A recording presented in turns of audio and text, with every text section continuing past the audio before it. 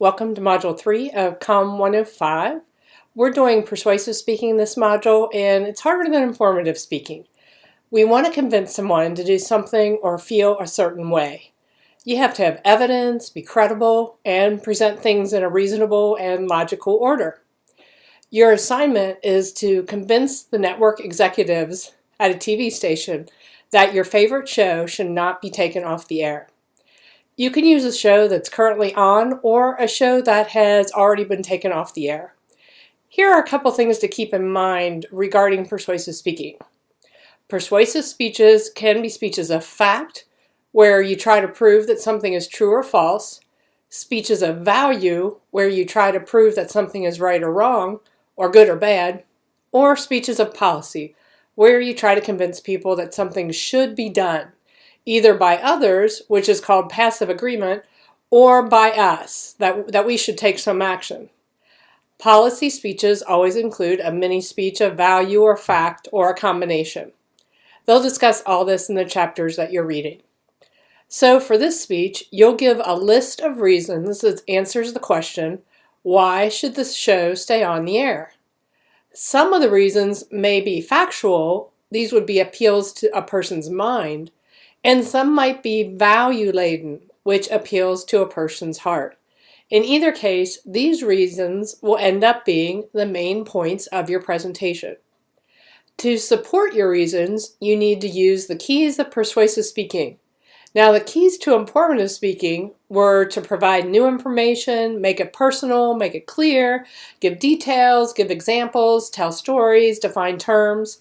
For persuasive speaking, the keys are to be credible, provide evidence, be logical, and appeal to our emotions. How you do this is by being truthful, using source materials, being organized, and making your presentation personal. One of the most important things will be to have some evidence that you'll get from source material. The best places to go are Google Scholar or the online library. Do you know that through Google Scholar, you can get access to a lot of credible information, and it's easy access on your computer? Did you know that you can get on the TMC library from anywhere, the dorm, your home, Panera? All you need to do is click on the library link and then put in your MyTMC username and password, the same one you use for your email. Excuse me. So just put in your username and password when it asks you to.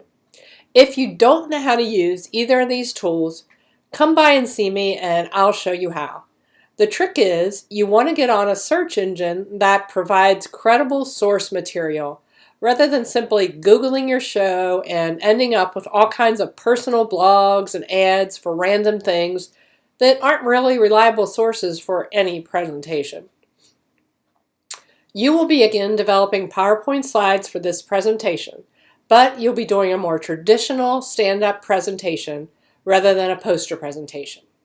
The slides for this are slightly different than your poster presentation. I provided you a new template you can use.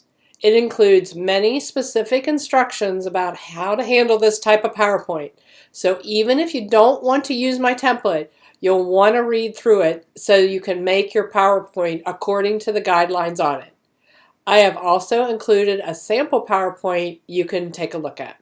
Now that sample PowerPoint is not the same topic as your topic. It's not about a show, but it's still a good PowerPoint presentation, so take a look. I assigned people to each of the presentation days this time, just to make things easier. Please come on the day assigned, unless there's a serious, specific reason why you cannot. And in that case, please just let me know ASAP. It doesn't work very well to switch days at the last minute, since, we're kind of all expecting to stay for a certain amount of time and no longer.